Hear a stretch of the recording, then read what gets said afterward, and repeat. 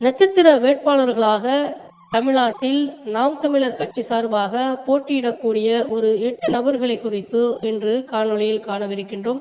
தமிழே குரல் வலையொலிக்கு உங்களை அன்போடு வரவேற்கின்றேன். முதலாவதாக சகோதரி ஃபாத்திமா ஃபர்கானா. ஃபாத்திமா ஃபர்கானா சாகுல் ஹமீத் ஐயா அவர்களின் மகளாவார். இவர் நாகப்பட்டினம் தொகுதியில் வேட்பாளராக களமிறக்கப்படுகின்றார் நாம் தமிழர் கட்சியின் சார்பாக என்பது குறிப்பிடத்தக்கது. நாம் தமிழர் கட்சியில் அறியப்பட்ட முகமாக சகோதரி ஃபாத்திமா ஃபர்கானா இருப்பதால் மிகப்பெரிய அளவிற்கு இவருக்கு வாக்கு வங்கி வந்து சேரும் என்பது அனைவருடைய ஆவலாக இருந்து வருகின்றது. அடுத்ததாக நாம் அனைவரும் அறிந்த ஒரு நபராக இருக்கக்கூடியவர் தம்பி அபூபக்கர் அவர்கள். தம்பி அபூபக்கர் அவர்கள் கடையநல்லூர் பகுதியில் வேட்பாளராக நிறுத்தப்படுகின்றார். தன்னுடைய இளம் வயதிலேயே தன்னை நாம் தமிழர் கட்சியில் இணைத்து தொடர்ச்சியாக தமிழ் தேசிய பயணத்தில் பல்வேறு இக்கட்டான சூழ்நிலைகளில் தொடர்ச்சியாக அதை கைப்பற்றி சென்று கொண்டிருப்பதில் நம்ம அபூபக்கர் மிக முக்கியமான பங்கு வகிக்கின்றார். எனவே இவர் வேட்பாளராக நிறுத்தும் பகுதி கடையநல்லூராக இருக்கின்றது.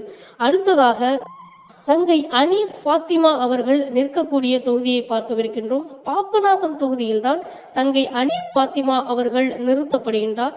தங்கை அனீஸ் ஃபாத்திமா அவர்கள் தொடர்ச்சியாக தமிழ் தேசிய அரசியலில் மிகப்பெரிய அளவிற்கு தன்னுடைய சேவையை செய்து கொண்டிருக்கின்றார் என்றுதான் கூற வேண்டும். அடுத்ததாக நாம் காணவிருப்பது தாரிகா சல்மான் என்று அழைக்கக்கூடிய தமிழ் தேசிய கருத்து செறிவுகளை தினந்தோறும் மேடைதோறும் பேசி வருகின்றார் என்பது குறிப்பிடத்தக்கது.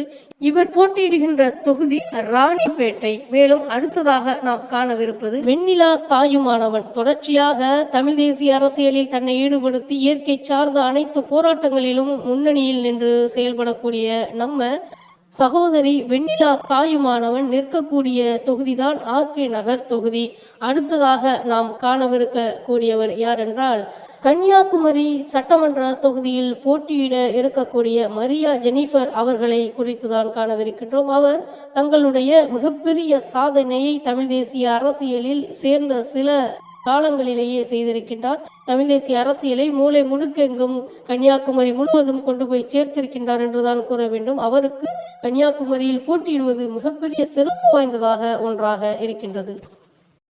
அடுத்த வேட்பாளராக நாம் காணவிருப்பது யார் என்றால் வினோதினி அவர்கள். தொடர்ச்சியாக தமிழ் தேசிய அரசியலில் பழங்காலங்களாக ஈடுபட்டு தன்னுடைய தமிழ் தேசிய சேவையை தொடர்ச்சியாக மக்களிடத்தில் செய்து வரக்கூடிய நாம் தமிழர் கட்சியை சார்ந்த வினோதினி அவர்கள் திருத்துறைப்பூண்டி வேட்பாளராக திருத்துறைப்பூண்டி தொகுதியில் இந்த முறை 2026 தேர்தலில் இருக்கின்றார். நிச்சயமாக இவருக்கு மாபெரும் ஒரு வாக்கு வங்கி அங்கே இருக்கின்றது என்றுதான் கூற வேண்டும். அடுத்ததாக நாம் காணவிருப்பது தங்கை கார்த்திகா அவர்கள். இவர் தொடர்ச்சியாக தமிழ் தேசிய அரசியலில் மேலும் தமிழ் தேசிய மேடைகளில் மிகப்பெரிய அளவிற்கு முழங்கக்கூடியவர். ஒரு ஒளி உருமக்கூடிய அளவிற்கு இவருடைய பேச்சு இருக்கும். இவருடைய பேச்சு முடியும் வரை யாரும் அங்கு இங்கும் திரும்ப கூட மாட்டார்கள். அந்த அளவிற்கு உணர்வு பொங்க பேசக்கூடிய இந்த தமிழ் தேசிய போராளி நிற்கக்கூடிய இடம்தான் கீழ்வேலூர்.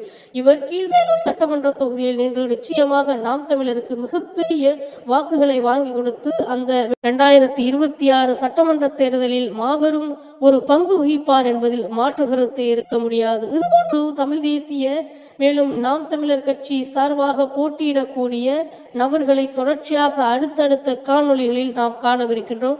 உங்களுக்கு இந்த காணொளி பிடித்திருந்தால் நிச்சயமாக கீழே கமெண்ட் செய்யுங்கள். தொடர்ச்சியாக இது போன்ற பல காணொளிகளை வெளியிட காத்துக் கொண்டிருக்கின்றேன். தமிழகுரல் மீண்டும் ஒரு நல்ல காணொளி உங்களை சந்திக்கின்றேன். நன்றி, வணக்கம். நாம் தமிழர்.